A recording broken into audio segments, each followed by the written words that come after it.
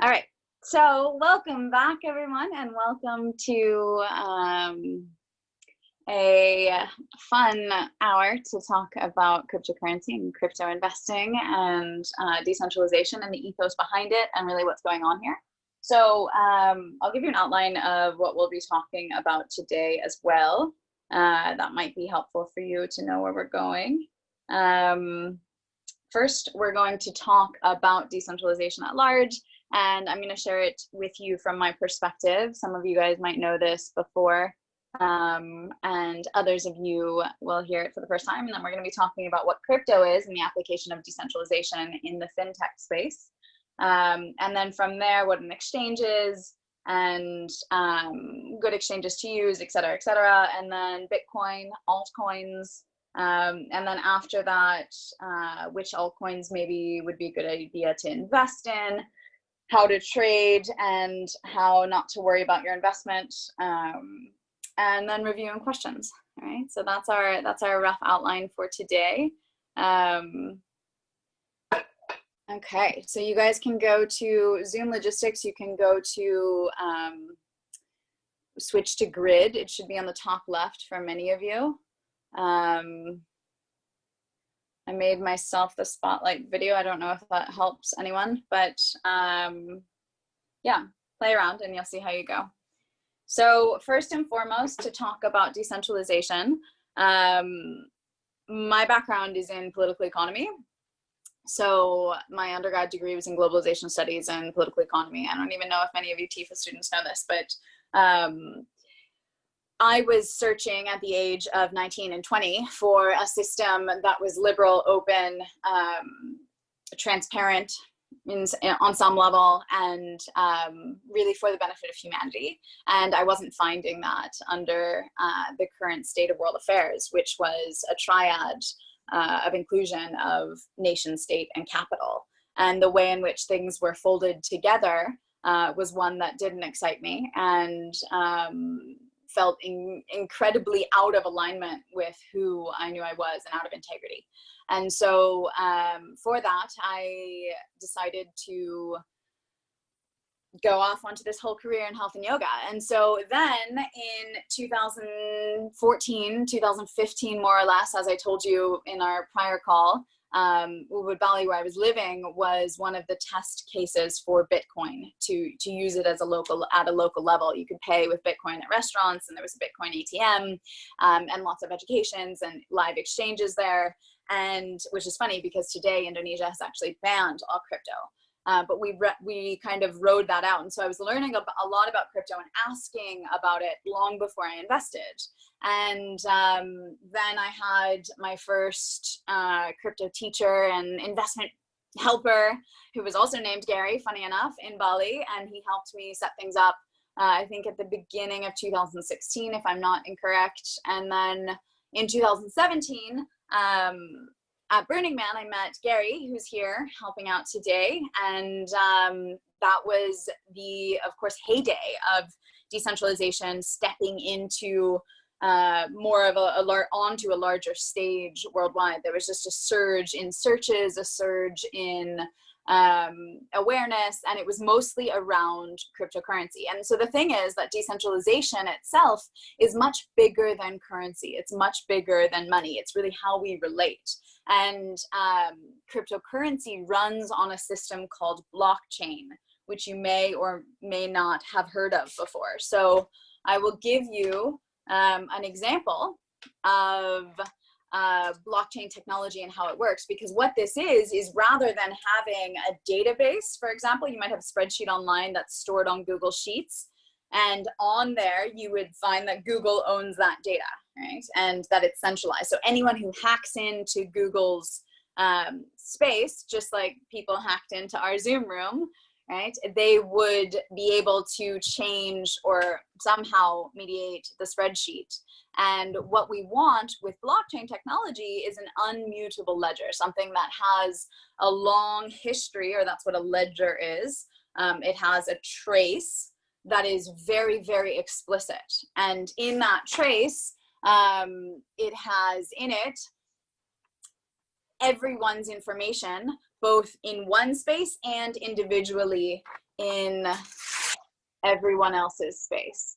And so I'm giving you an example now of how blockchain technology works. So what this is I had one piece of paper and I just ripped it up into 8 parts. So now I'm going to hand out each of one part to each of you, and that's your part. And I'm also going to give you a carbon copy of the whole piece of paper.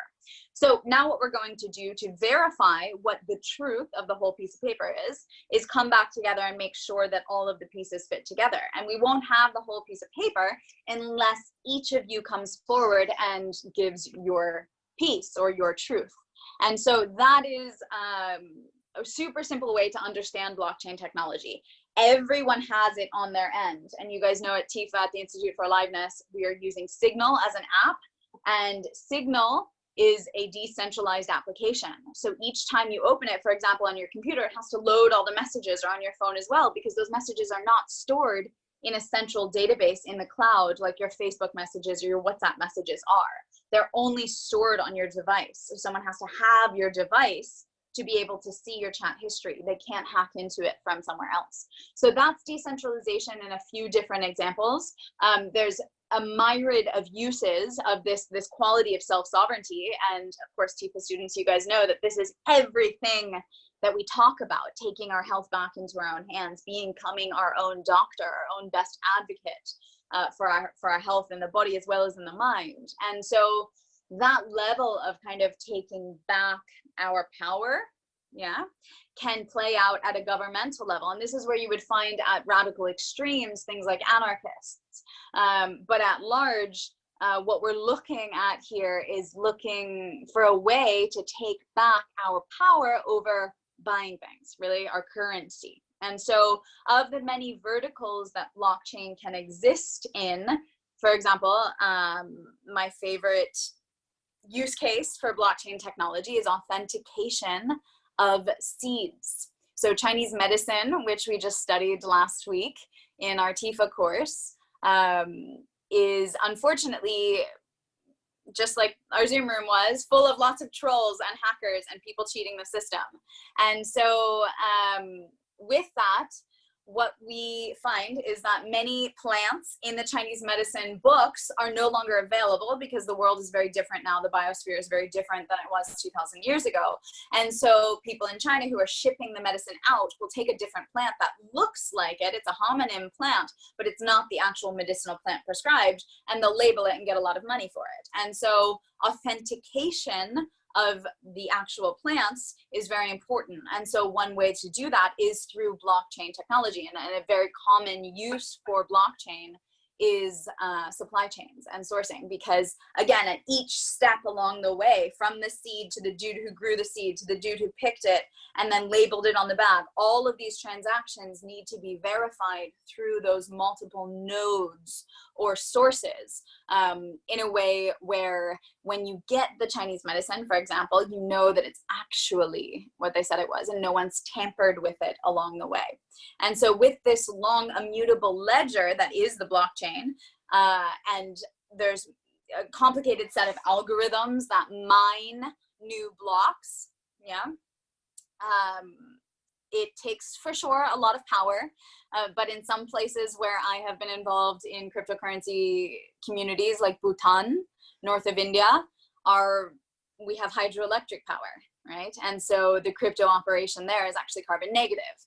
And so whereas there's a lot of controversy around the technological sphere and everything that keeps cyber up and running, and a lot of reliance on the fact that it needs to be plugged in to work, there's also a strong degree of self-sovereignty, especially in application to finances. So if we look at where we are today, if you guys can go to debtclock.com, I don't know if I can share my screen from a mobile device, so I'll let you just do it on your own. Debtclock.com, you'll see, just for example, the US government's debt live, right? Last time I checked, I think 2 days ago, we were at something like $43 trillion debt. That's straight up debt. And so what does the Federal Reserve do? It just goes ahead and prints more money and prints more money, prints more money. So gold was detached from the dollar. The dollar used to be backed in gold, but it no longer is, for the second time and final time in the 70s under Nixon. And in that decision, fiat, or this dollar-based currency, which effectively is the strongest in the world, we'll see for how much longer. Let's see what happens on Tuesday. And for those of you who haven't been hanging out with me for the past few days, on Tuesday we have a conjunction of Mars and Saturn in the late degrees of Capricorn. And so this is major prediction for financial crash. Like what we've seen isn't anything yet for both the spread of the virus really this weekend with North Node conjunct the moon, as well as coming in to Tuesday. So lots there, lots to think about, but nonetheless a really good time to get away from that huge trace of debt, because what ends up happening when the Federal Reserve, which is actually a private institution separate from the US government, as sick as it is, they print all the money they want, you know, like, wow, you're infinitely rich, right? Well, the value of the money goes down. This is what's called inflation. And so under systems like this is where we see, maybe you guys have seen the Zimbabwean $1 trillion bill, or $100 trillion bill, whatever it is, where overnight currency is worth nothing anymore and the people suffer. And so with this $2 trillion stimulus package that the US just, you know, decided on, like, where does that money come from? And global financial scheme is incredibly complicated, has a lot to do with the price of oil, Saudi Arabia, as well as China owning large reserves of the US dollar, which means that China actually has a huge power over the US's fate in a way. And so lots to be said there, but in general, when we switch from this conversation from decentralization to talk about cryptocurrency specifically, so on that realm of decentralization, bigger picture, think about self-governance, think about voting, where everyone could vote in a way where it's verified and it's really only me who could vote, and it's voted in a way where, you know, nothing can be changed, no one can hack into the system and change something. Like there's a very strong technological ethos of transparency and that ledgered transactional history when it comes to blockchain technology. It can be applied in a myriad of ways.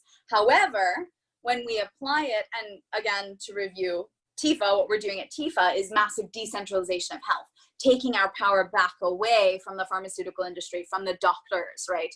From even the health authorities, or unfortunately the food companies that think that they want to advise us on fortified foods, et cetera, and we're taking it back into our own hands. We're decentralizing it. You see, we're becoming responsible, we're becoming self-sovereign, so that when you get sick you don't have to worry. So that's the ethos of decentralization. You guys understand that concept of agency really well, because it's what we've been working on all semester.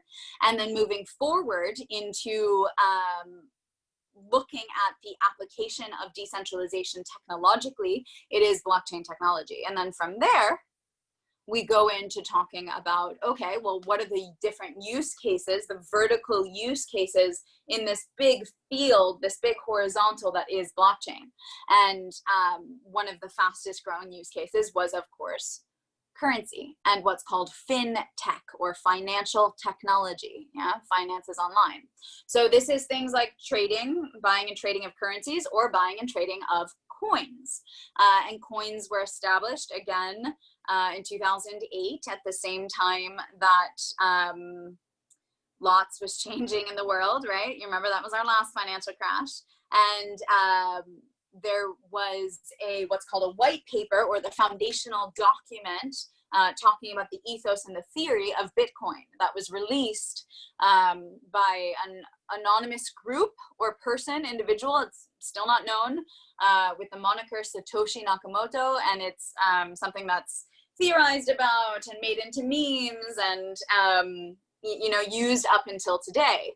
But it was speaking to this future that I was so looking for, coincidentally, at that time. But it took me not until almost 10 years later to awaken to the possibility of something that was transparent and open and free and fair.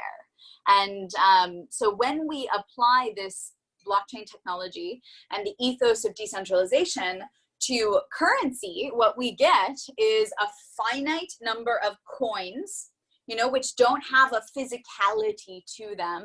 They exist literally online. And with that, they exist in a way that they're produced, and every time they're produced, right, the value changes and they buy and sell. So they trade at different values dependent upon live demand in the market. And there's no centralized force denoting the value of the currency. So for many currencies around the world, for example, I think I just saw the Congolese franc is pinned to 50 cents on the US dollar. So no matter where the dollar fluctuates to, right, the franc will fluctuate right there, yeah? And a lot of less developed countries have pinned to the dollar in that way.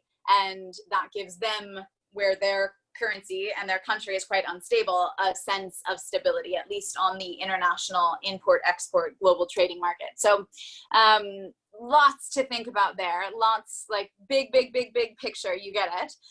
But these coins in general, and there's many coins, I don't know, Gary can tell you, there's hundreds now, if not maybe almost 1,000. We saw the rise, or really the bubble of coins starting to be established all throughout 2015, 16, 17, really in 17 and 18. And then you guys remember 2017 December, it was actually the exact moment of my exact Saturn return. Bitcoin hit just about 20,000 USD for one Bitcoin.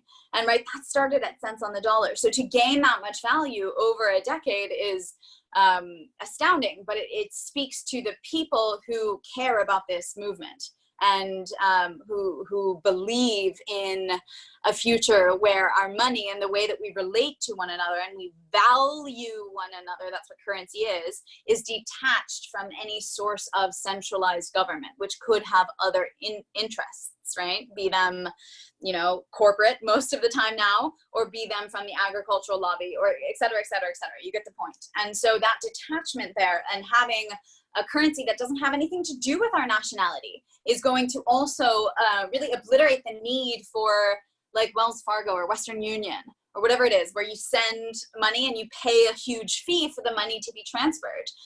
Many of you probably don't have this problem because you're sitting in first world countries, but people in third world countries or less developed countries, or even parts of the second world and former Soviet nations, they are receiving what are called remittances, which is when, you know, a homeboy from Peru comes and works in Miami. And he works so hard every month. He lives in a house with 7 other Peruvians, and he earns money, and then he only uses about 30% of his paycheck, and every single month he sends 70% of his paycheck back to his family in Peru. Currently, he has to pay a lot of money to some kind of transfer to make sure that international transfer happens. But when we come to the world of digital currency, and moreover, fintech that's on the blockchain, right, which is called cryptocurrency, then you can have things like remittances sent instantly with no fee, right? Because there's no Wells Fargo, or what is it, it's Western Union. You can clearly see that I've never used this before, governing this transaction, because it's independent, it's decentralized, and everyone owns a part of it. So as you invest in cryptocurrency, you become an owner of a part of this coin, and each of the coins, of the altcoins, so anything from Bitcoin to Ether to EOS to Monero, right, to Dogecoin, right, there's so many, I just named some of the more popular ones.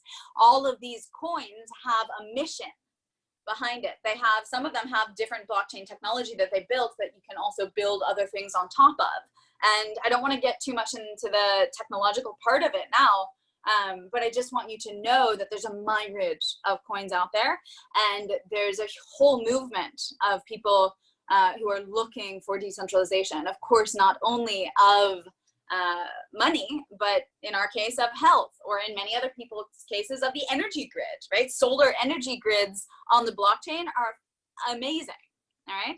So I think I'll stop there for talking about crypto and giving you a little bit of a good idea into what we're all about, and why it would be a good idea to hold, because in the world of instability that's currently about to happen on Tuesday, we don't know where the currencies are going to go. Many of you hold euros, some of you might hold Australian dollars, which has of course been very low historically over the past few years. And to be able to invest in something that is not your national currency, to have some, I don't want to say savings in, but to be able to invest a little bit, and over time, because the movement is and will only grow, especially in the post-COVID world, right? The world will never be the same again.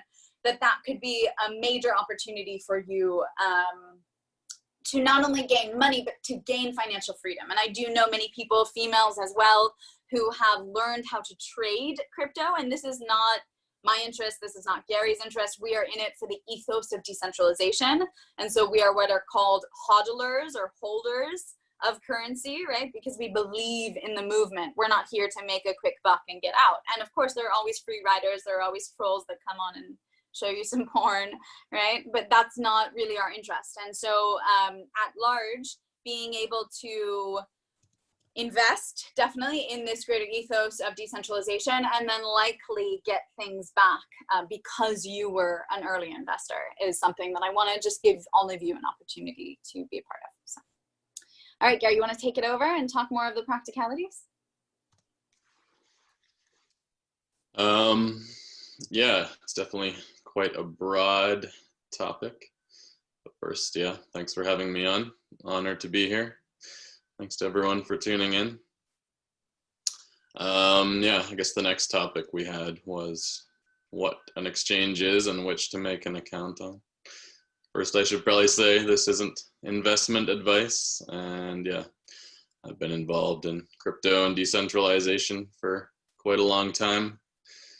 And definitely very aligned with the ethos. I do believe that this is the only real hope for humanity, and the way forward is to decentralize our power structures to the greatest degree possible. And a quote I heard recently is that decentralization is the the evolution from ego systems to ecosystems. So if you look at society right now, we've got these closed and centralized structures, governments, media, and everything is backed up with laws and patents. And by and large, you can't share information, you can't share music. But with the open source philosophy, open source software and currency, you see like a natural ecosystem, everyone is able to take the best ideas and the best bits and pieces from all these different projects and just rapidly evolve it and share it and build this kind of amazing digital community commons where everyone can participate and everyone has access and the ability to lift themselves up and help each other. So those are the reasons broadly that I'm very excited about this. And yeah, right now we have this backdrop of global pandemic, financial crisis, and it looks like systems are really getting stretched to their limit. And myself and a lot of my friends who've been into crypto and decentralization for a long time, we've been anticipating some kind of a global collapse because the laws of math and physics seem to say that it can't keep going the way it's going. And now with this pandemic, global shutdown at the same time, so this could be it. So it's a very timely time to be learning about these new systems.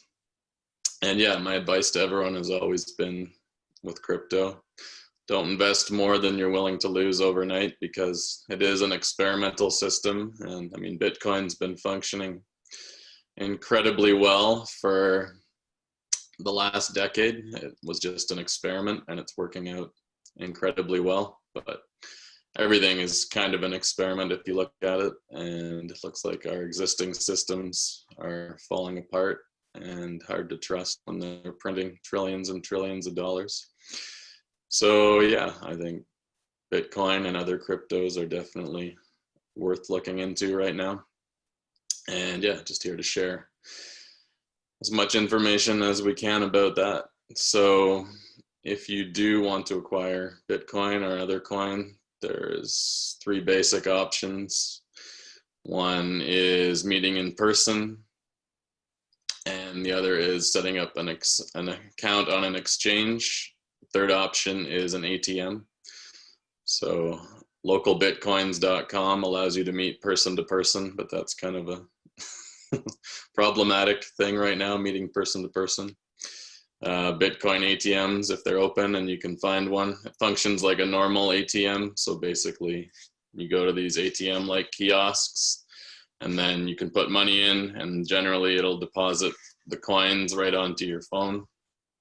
So basically there's a bunch of different apps that you can get on your phone which allow you to create a Bitcoin or other crypto wallet right on your phone, and the ATM will deposit it onto your phone. And the third option is an exchange. The most straightforward, simple, recommended one is called Coinbase in the US, or Coinberry in Canada. And a lot of this information was recommended to me by Kyle Kemper, who's on this call. Definitely an extreme expert in this field. He also recently released a book called The Unified Wallet, if you want to check that out on Amazon. But yeah, he recommends Coinbase or Coinberry. And if you want to get into, I'm not sure if anyone's too advanced here, there are thousands of different coins at this moment, and there are Bitcoin or crypto exchanges where they basically have a listing of generally hundreds of different coins, and you can wire money there. And that is definitely the best option to buy at the cheapest rate. I'm not sure exactly how things are in the midst of the pandemic, but I assume that they're still going all right.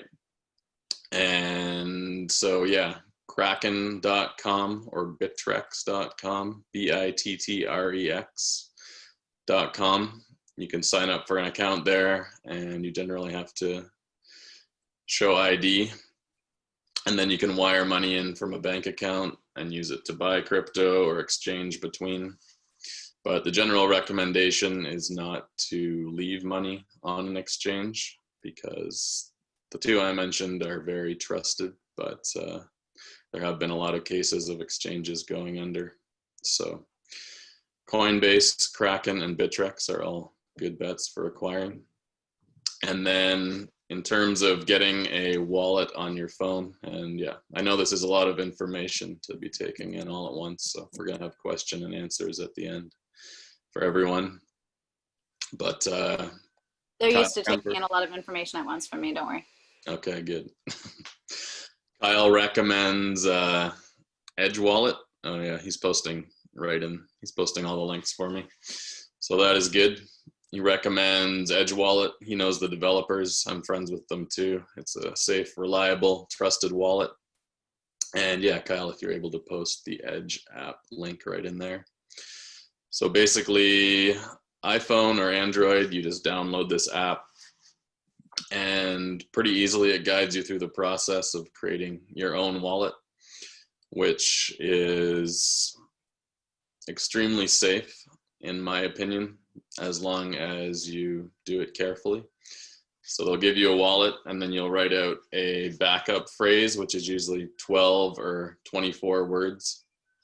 So you'll have the wallet on your phone, and you'll also have this piece of paper that you've written your backup phrase on. And then that way, if you lose your phone, you have this piece of paper, which ideally you want to make it waterproof and store it in a couple locations in case your house burns down and your phone is in your house. So you want to always have at least 3 copies of that. And with this wallet, you can store hundreds, thousands, millions, billions of dollars on this one wallet that only you have access to. And it's amazing. Like, if you memorize these 12 words, you potentially have $1 billion in your head that you can take anywhere in the world. If you remember these words, you can be a refugee, transfer it over any border. And it's a way to have self-sovereignty financially, instead of having to trust a government to issue the currency or a bank to store the currency. So it's a way to really cool way to privately have mastery over your financial destiny. Another topic Andy wanted me to discuss was Bitcoin versus altcoins. It's definitely another big, broad discussion. So Bitcoin was the first, and being an open source project, anyone could look at the source code of Bitcoin and take that to build their own new coins. or they could start their own coin from scratch. And if it was open source, you'd have tons of variations and clones. So another site I would recommend is coinmarketcap.com. It's where I go to check out the current prices, and you see which coins are doing well compared to each other. So each coin has a price based on the current market value across the exchanges. And there's also the amount of coins that are currently in circulation. So if you multiply the price by the number of coins in circulation, you get the total market cap. And then coinmarketcap.com lists the most valuable in descending order. So the top is Bitcoin. I think it's a few $100 billion right now. Definitely fluctuates a lot. And there are, I mean, you really have to do your research. There's thousands of coins. There's new projects all the time. They can go way up or way down in value. They could lose like 90% overnight or gain 90%. And I think it's usually just people that have insider information who are doing the best here. And you have groups of, they're called whales, which is like a bunch of people with a huge amount of wealth just team up, and they'll cause the prices to rally and go up and down. It's kind of like this crazy global Wild West 24-hour digital stock market, and it's totally wild, and fortunes are won and lost overnight, and it's very interesting and exciting to watch. But definitely myself and pretty much everyone I know who's tried to really guess short term what the market's going to do has lost big.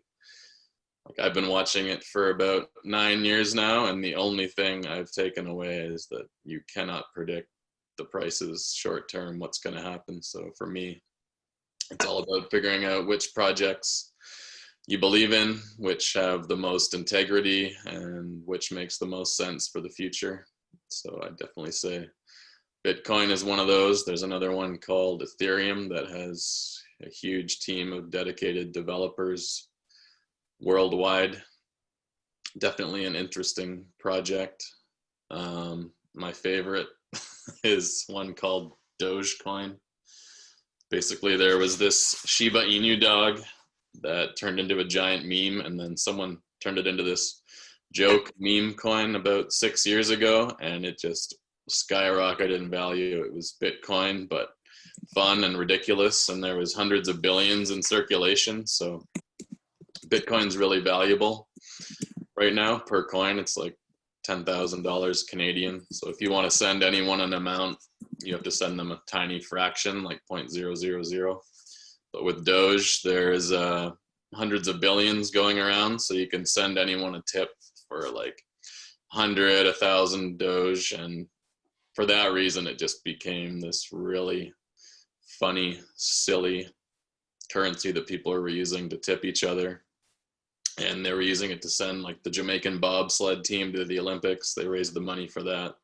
They got together and put the face on a NASCAR. So it's really interesting. It's like the meme world intersecting with the real world, and this collective joke currency that went like that. The peak, it hit $2 billion of value in the heyday in 2017. And my friends. So Garrett, let's stay on topic, and I think Kyle wanted to jump in as well and say a few things. Kyle, you're unmuted.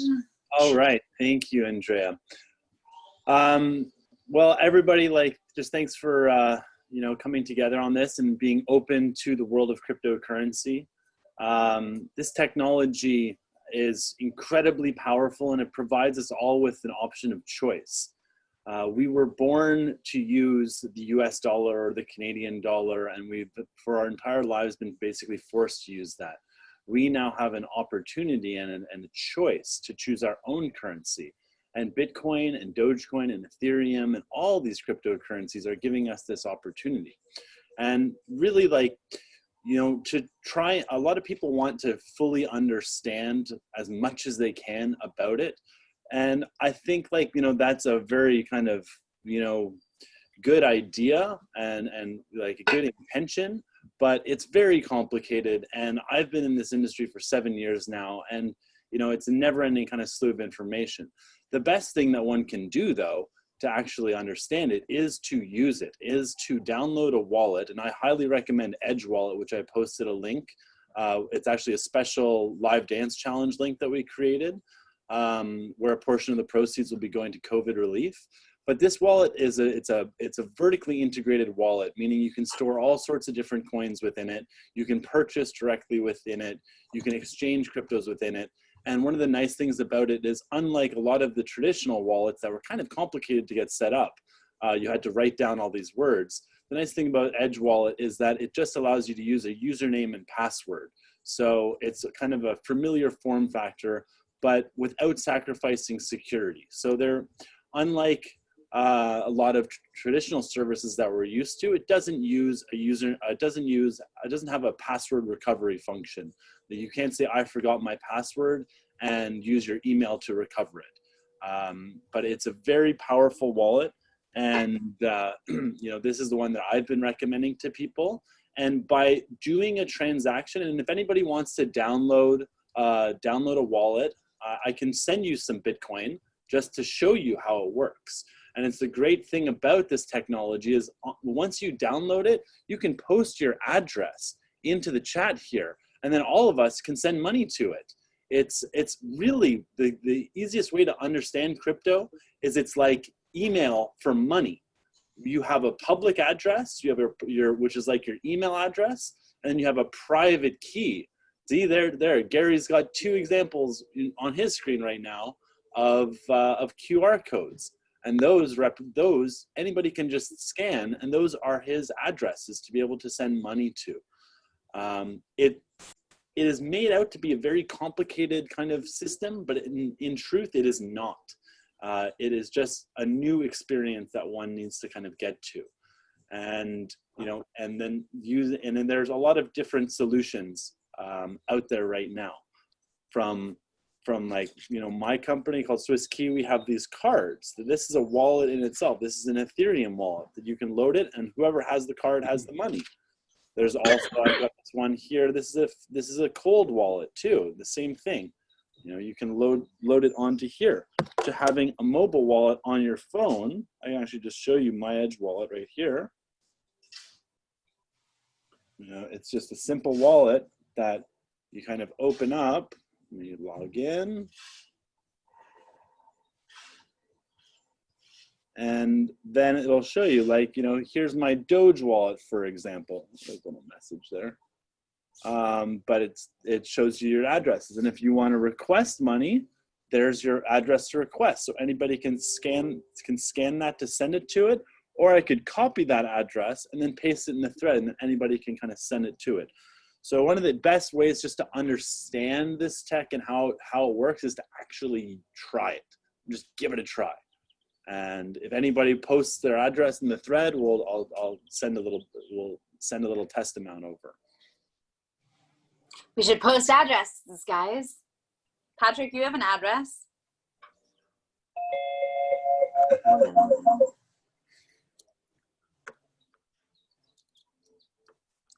So let's see.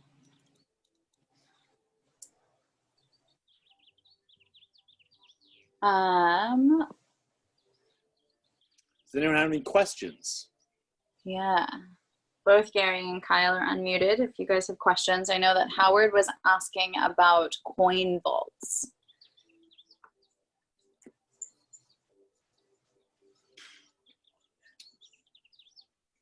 Howard, do you want to elaborate on what you mean by coin vaults?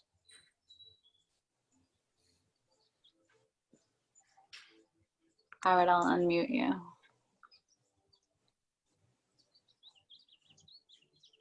You know, I've heard some reports when I've watched some shows where that's where they, I guess, technically store coins. Right. So that's actually the physical coins in there. It's all electronic or something, right? Right. And so one of the things is about crypto is you own it, but you really have a private key that controls a certain amount of coins on the blockchain, on the ledger. And it's where you store that key. It can be like on this, you could consider this thing a vault. You know, this is a vault. This is also could be considered a coin vault. You can print out print out your private key and then put that in a vault, and then you've got the coins in a vault. And there's also physical hardware wallets too that are like USB drives that can act as a secure way to store a large amount. So is a wallet actually a vault? Like Barbara has a Coinbase account. yes. Great. That's her vault. So a Coinbase account is like a bank account. It's like Coinbase is like a crypto bank, and Coinberry is like a crypto bank. So they hold on to your coins for you, and they hold it in their own vault, but you don't actually have your coins. You trust in them to hold them.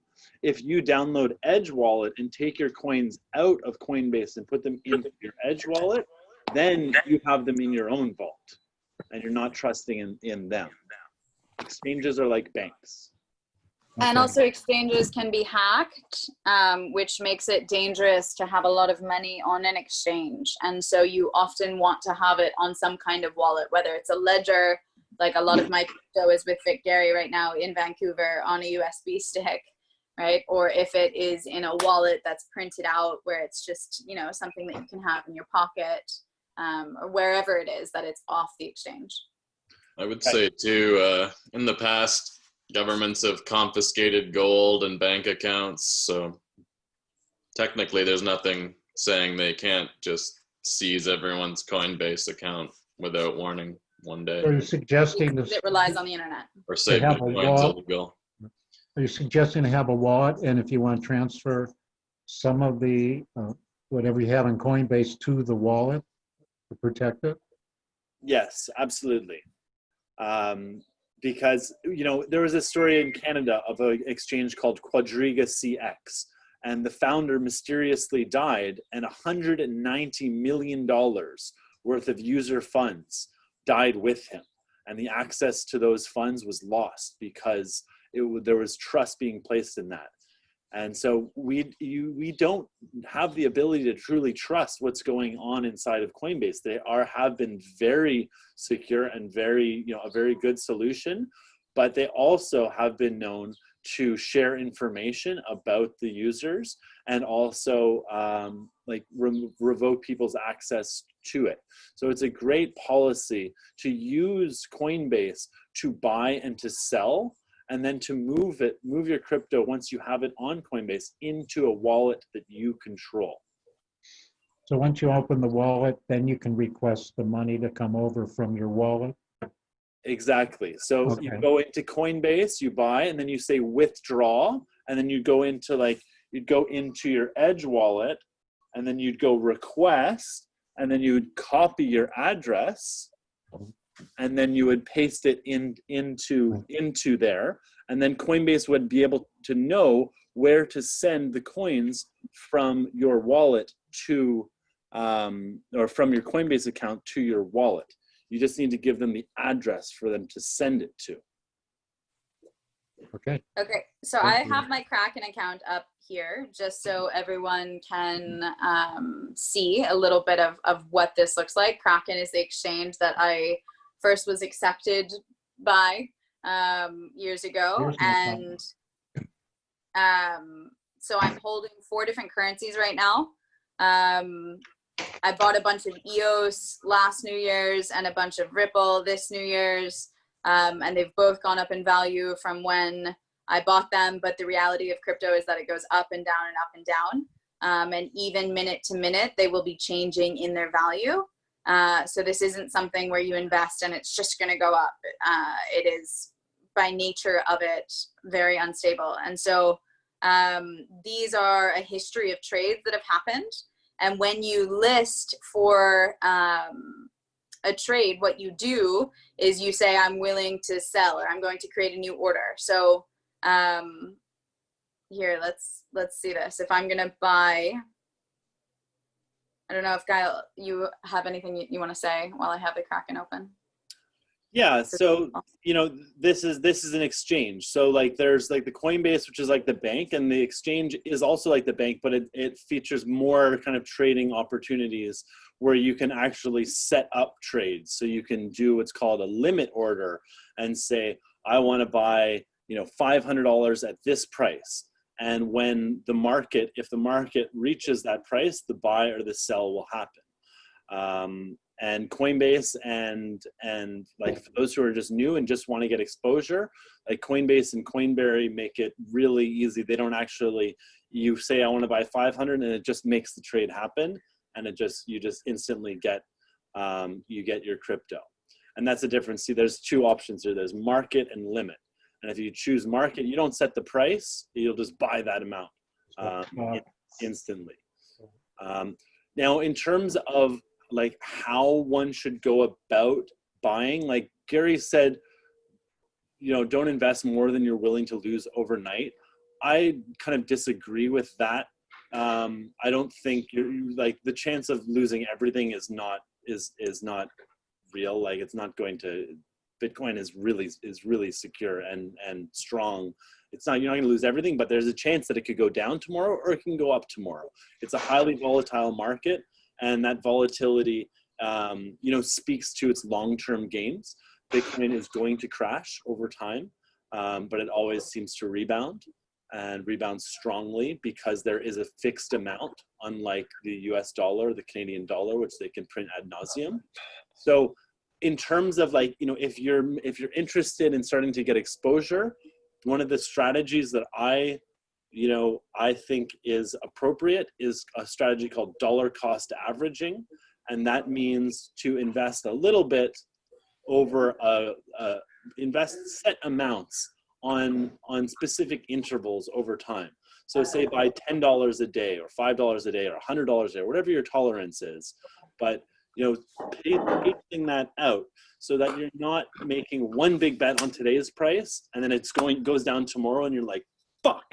Or if it goes up a lot and then it goes down and you're like, oh no. But if you just kind of dollar cost average and buy a little bit over time, it's a great way to slowly kind of accumulate. And it also means that you're not taking a big chunk of your liquid cash and putting it in. And all these sites have, like both Coinbase and Coinberry have these features available to you to do. So you could put $1,000 into Coinbase and say, I want to buy, $100 of the Bitcoin a day, for the next 10 days or a month. Amazing. Kyle, thank you so much for sharing. So you guys, also with us is a good friend of mine who is in Athens, Greece. And Xenophon, do you want to share a few things, please? Oh, all right, unmute. There we go. You're unmuted again. Hi, everybody. How are you? Good. Is everybody staying safe? Yeah, they are. A lot of them are in Europe with you. Everything is good. I'm with my family now. We were eating while I was listening to you guys speak, so I'm just getting a bit more private space now so I can talk. Really, the strategies that were outlined by the guys here, which I know Gary, I know Andy, I don't know the rest of you, but they're my friends and I want to help them with this. So the strategies that everybody was talking about here were specifically for people that want to invest significant amounts of money, right? I am managing some accounts for some people that I know that are in their 60s and don't really care about crypto and trading and making sure that everything is as secure as possible. And for them, it's easier to just have a Coinbase account and a Coinbase Pro, which is the exchange that Coinbase is building on the side. Really, for all the evidence that we've seen, Coinbase is a pretty good place to buy your first Bitcoin and to store the majority of it there. It depends what you're trying to do. If you're trying to hold that Bitcoin or that amount of money invested for years, then it's better to take it to a wallet. You never know what's going to happen in years, but it's highly unlikely that Coinbase, which has stressed on security more than anything else, will get hacked like any other, like Mt. Gox, which is a big exchange that got hacked in 2013. Now, all of that is assumptions, right? Of course, Coinbase is very secure, but you never know what's going to happen in the future. I recommend that just for the simplicity, because I'd much rather have you hold Bitcoin, even if it's not the most secure way of doing it, than not hold any crypto whatsoever. I recommend going to the Coinbase route. especially if you're not buying tremendously high amounts of money. And I don't know if Gary and Andy will agree with me on this, but I hope they do. But this isn't really more, from what I understand, Andy, and please correct me, by the way, there if I'm wrong, you wanted to learn more about the future of decentralization, not just crypto and buying crypto. No, actually, well, so the purpose of this talk was to really onboard whomever from the Institute for Aliveness wants to get on crypto. And so like a little bit of theory, what we're doing here, why we're doing, we've covered most of that. And then the rest is kind of straight on till morning on how to get involved if people do want to get involved. Okay, got it. I missed a big part of this call because I got disconnected after the porn incident. But I may have missed some things out. Okay, lovely. If that's the case, if it's about crypto, I think what everybody has talked is pretty good. I still recommend Coinbase as a starting point simply because it is very secure for a private centralized company and because it's very easy to use. Very good. Thank you, Xenophon. I guess I would say while I'm thinking of it, when I talk about don't invest more than be willing to lose overnight, then you'd be willing to lose overnight. It's just so people proceed with caution. I mean, I've definitely... Well, I mean, you understand that you're investing in something that does not have a historical impetus to it. For example, like my parents, when I tell them about the financial collapse that's ahead, or in 2008, when I took $10,000 in cash out of the bank and had it in a backpack in my parents' bathtub for months. Like that level of interaction with the global financial market, you're detached from. But the thing that the global financial market gives with centralized currencies is a track record, a history of my parents have used dollars their entire life. They know that in the US, that your bank account is insured up to $100,000 and that no matter what happens, that you'll be given at least $100,000 back. And there are other levels of security that come from the centralization that aren't frankly there in the novice decentralization fintech movement. And so, yeah, like Gary's advice to me years ago of don't invest anything that you wouldn't be losing overnight is what I pass on, because it is that quality of, you know, that you're going into uncharted territory. Nothing is guaranteed in the same way that centralization, whereas it's taken away a lot of your rights, right? Or it has power over you, it has given you a security. And that's the purpose of government at large. And so you're going into ungoverned territory by the sheer virtue that it's decentralized. And additionally, with crypto too, you can, it's not all about just holding it and as like a speculative investment. Like you can get paid in it for work, you can earn it, and you can use it. I buy a lot of my flights on cheapair.com, which accepts crypto, and it's much more privacy centric than putting in your credit card information onto a website. Additionally, you can use within Edge Wallet, you can buy gift cards. So if you have $500 worth of Bitcoin in your wallet, you can buy a $100 Whole Foods card like right away, right, like while in line, using it. So it's actually a very functional monetary system in and of itself. And you can pay others, and you can donate it, and you can share in collective projects as well. And with the whole, like, maybe this is a nice segue to talk about the altcoins. And a lot of altcoins are ICOs, and which are projects, which are groups of people who are using tokens to fund projects to build out new emergent systems and platforms. There's a heightened degree of risk in that, because a lot of these are new projects, and then there might be a lot of execution risk or even personality risk associated with them.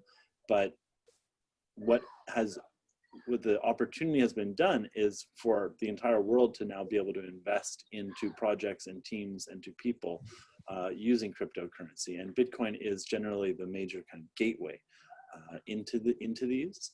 And I would also be, be very careful about kind of exploring that and being wary and being very careful about trading you know, and taking advice and taking advice and not knowing where your advice might be coming from too, because there are a lot of scammers out there, because with crypto, it is digital money and it's like digital cash. When you send Bitcoin to someone, there's nothing you can do to get that money back from them. You'd have to ask them to send it back. If you send too much to a person, they'll need to send it back to you. It's like giving somebody cash. So be careful of that. There's been a bunch of scams in the industry of call centers pretending to be, you know, the Canada Revenue Agency, or the Social Security Department, asking you to go to Bitcoin ATMs to give them money. Those are all scams, and they're people prying on the fears and you know, on people's goodness. So just be wary of those things. You know, with all the opportunity, there's a lot of bad actors in play as well. So we have about 10 minutes left. If anyone has any questions, or if any of you guys, especially from TIFA, if you're like, I want in on this and I want to be able to do it, but after all of this information, I don't know where to go, anything that we can help with there. Yeah, any questions? And you guys can unmute yourself, I think. And if you can't, just let me know. I shared a link in the chat there. There's a guy, his name's Andreas Antonopoulos, and he's an amazing, eloquent speaker that I always recommend if people want to learn more. So there's his YouTube channel again in the chat bar if you want to learn more. Highly recommended.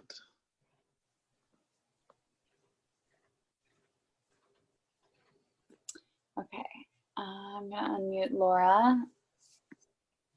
And Patrick, you look like you have questions, so you can be on deck. All right, Laura, you're unmuted. Hey guys, thank you. Just a quick question. I haven't bought anything yet. I downloaded Exodus, and someone told me about buying Ripple. I don't know what you think to buying Ripple. Kyle.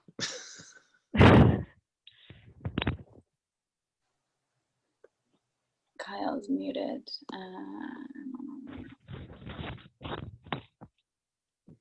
Okay, Kyle, you're unmuted.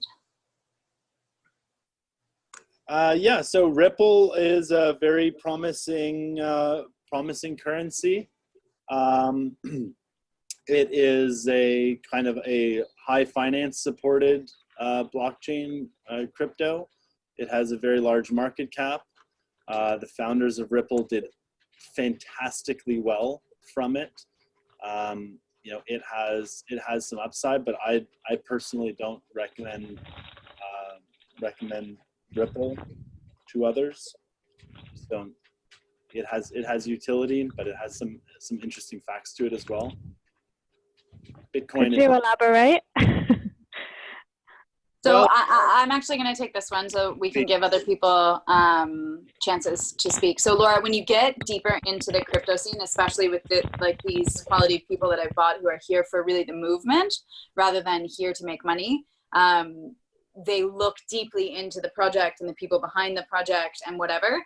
But if you're looking to just invest in decentralization and to have, I don't want to say a nest egg, but something in cryptocurrency, then you know that looking deeper into the project is not per se your MO, or Jamie, our mutual friend who told us about Ripple and told us to buy Ripple. Like he's interested in making money, you know, he's not interested in the project. So every coin that you guys ask about, and this is going to be the thing, because this is the virtue or the nature, let's say, of uncharted territory, very much like coronavirus. 2 weeks ago when we had our emergency call, yeah, and we were speculating, then we were, you know, everyone who has the insider information of what's first and oh my God, this and whatever. And it is very much like that in the world of crypto as well, because it's uncharted territory. And so people say, oh, this is going to go up. And it's a lot of information hogging and sharing, and it gets into people and politics and whatever. And the best thing for you to do would be, as Kyle said, like invest a little bit over time, have a diversified portfolio. Bitcoin is definitely the one with solid feet on the ground. As you see, the largest market cap. Kyle's sharing his screen. If you guys can't see it, I can pin it. But yeah, I don't know, Kyle, if you wanted to say anything about that screen.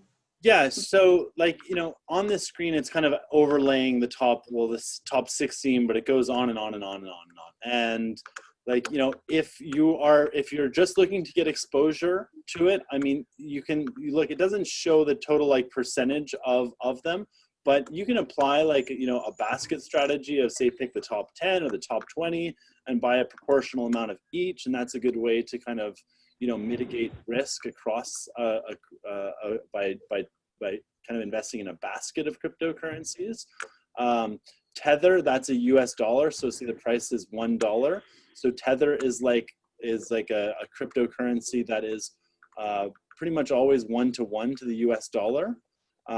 So it was, I don't need to get into it, but that's one, like if you want to hold digital US dollars, that's one that you can do. If you're invested in a bunch of the cryptos and you think that the market, and if you want to trade and you think the whole market's going to crash a lot, then you might want to get into Tether. But Bitcoin, Bitcoin Cash, Bitcoin SV, these are all three kind of competing Bitcoin protocols. If you had an original Bitcoin, if you had a Bitcoin from say 2012 or 2013, and what happened was there was something called a fork, and you got a Bitcoin and then Bitcoin Cash, and then there was another fork called Bitcoin SV. So if you had an original Bitcoin, you'd actually have one Bitcoin, you'd have one Bitcoin Cash and one Bitcoin SV too. And if you had them in your own wallets, you definitely would have had them there. If you had them in Coinbase, for example, I still think anyone who has Coinbase doesn't get their BSV. They're kind of holding on. That's one of the risks of using the banks too. But so that's kind of the strategy. You know, in terms of my opinion on the coins, I really like Bitcoin. Bitcoin is the most secure, kind of the top dog. Ethereum has a lot of interesting kind of programmability. It's taken Bitcoin, it's like Bitcoin kind of 2.0. Ripple is like, you know, is like the commercial banker coin in my opinion. Bitcoin Cash, Bitcoin SV, also viable. Litecoin was positioned as like the silver to Bitcoin's gold. There are 4 times as many Litecoin in supply. It is 4 times faster than Bitcoin. EOS is another really big, very interesting project that has a ton of support behind it. Binance is an exchange coin. So this is an example of a coin that is tied directly to a business's operations, and they've got some the value is derived based on, you know, a formula that they kind of manage. They take a portion of their proceeds and basically buy up coins. So that's what drives its value, along with just the general market. Monero is another really interesting one. This is a privacy coin. So in Bitcoin, all of your transactions are on the public ledger. Everybody can see every single transaction. You can't see that Kyle sent Gary this amount. It doesn't have our names associated to it, but it says this address sent this address this much money. Whereas on Monero, you can't see any of that. So Monero is a high privacy coin. And then there's lots more different coins. USD coin is another stable coin. See, it's almost at $1. Yeah, and there's lots of different ones. So forget about Doge. Oh yeah, and then down here, then there's always the almighty. Kyle, you're not sharing your screen anymore, just so you know. Okay, I'm not. I see it still. Oh, you do?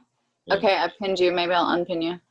Yeah, and then we've got Dogecoin, which Dogecoin was originally intended as like kind of a meme kind of joke, and they took the tokenomics behind Bitcoin and applied some kind of radical new thought to it. And Dogecoin right now is a $200 million ecosystem. It's trading at 0.17 cents a coin. And it's proven to be very, very strong, have a good developer community. It works. The inflation rate of Dogecoin is a lot higher than the other coins. but one of the wonderful things about Dogecoin is it's got a really strong community, and it's based on memeology. It's not a joke, but it is very kind of open and fun, and it also works. If Bitcoin is gold and Litecoin is silver, Dogecoin is like copper but cuter. Okay, thank you, Kyle. And my so I think we have time for one more question, if anyone's burning. I've already unmuted Patrick in case it's him. Hi. So can you just talk a little bit about the wallets again? So I know you put in the link for like the Edge, which looks like to be a wallet, like an app that goes on your phone. But then I've also noticed some were talking about like the ATM, like you can, get a Bitcoin from an ATM. You also had, I think there was also like a paper wallet. Is there like with these wallets, is it like a one size fits all solution, or would you need to possibly have different wallets, multiple wallets, etc.? Excellent question. So you can have a mobile wallet on your phone that you're in full control of. And then you can also have paper wallets, and you can generate them. You can download like a wallet. You can download some software onto your computer. There's one called Electrum that's a really good wallet. And you can make your computer offline, and you can generate kind of addresses, and you can print out a paper wallet if you want. In order to go to an ATM, you can just go to the ATM, and I'll just show you for an example. If you just go to the ATM and you just show the ATM has a scanner on it, and you say buy Bitcoin, it'll ask you for your address, and you just pull up your address, and this can be on your phone or it can be on a piece of paper. And or like, this one, for example, like there's the address. I could just scan this on the ATM or scan that on the ATM, and then the ATM will know where to send the Bitcoin. Then you put cash into the ATM, and then you will get your Bitcoin, quite shortly. But it needs to go to some sort of wallet, and different protocols use different wallets. So a Bitcoin, if you can't send Bitcoin to an Ethereum address, and you can't send, Bitcoin to a Ripple address, you can't send Doge to a Bitcoin address. You need to use exchanges to swap between the coins. And like Edge Wallet is capable of directly from within it. You say, okay, I've got Bitcoin, but I want Dogecoin. Okay, I'll buy $500 worth, and you can just do it right from within the app. And it charges less than a % fee, to do that. And your Bitcoin balance will go down, and your Dogecoin balance will go up in your own wallet. Does that help? Awesome. Thank you. Thanks, Kyle. So there was a question about index funds too. So there is like one called GBTC, which is a Bitcoin exchange traded fund that you can invest through the stock markets. When you buy that, the price of GBTC is directly correlated to the price of Bitcoin. So as Bitcoin goes up, it goes up. If it goes down, it goes down. The thing about those is that's a great way to take if you have money in the markets, to be able to get crypto exposure, but you cannot withdraw Bitcoin from that stock. So you're basically trusting in that, you're investing in an index fund that is holding on to it, and you're getting exposure to the cryptos. And then as we move forward, there's going to be more and more of these products, and some of them will be like the way that I said, like you can invest in the top 10 or the top 20, and there'll be companies that actually do that. Or you can invest in a fund that actively trades too. So they might be able to deliver higher returns or lower returns than you could get by just holding onto the funds themselves. Thank you so much, Kyle. Amazing, amazing, amazing. All right, so guys, this is the beginning of lots of questions. I know I can connect you to these guys if they're willing. For any further questions that you have, I'll be able to try to help, and we can all just continue to learn together. And I know that everyone has a lot that's going on with your term papers and exams and new week of content starting tomorrow. But yeah, just to wrap up of saying that astrologically, which hasn't proven us wrong thus far, right? I've been waiting for this for 3 years, if not more, for specifically this month and all that's going on. Tuesday is going to bring big things. So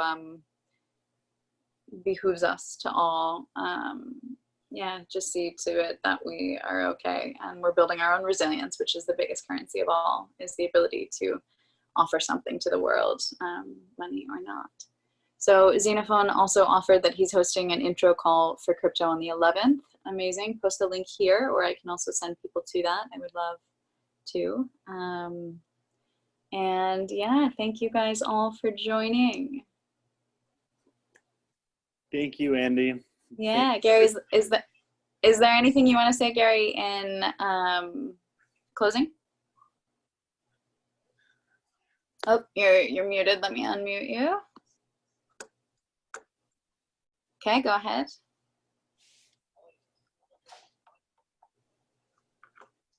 Oh. All right, try now. I'll say my other big recommendation is obviously investing in your own health and well-being and that of your community to get through these tough times together. Because, yeah, I'm sure you've shared this many a time, but that's been my favorite investment over the years, my own health and education and uplifting the people around me and friendships and community.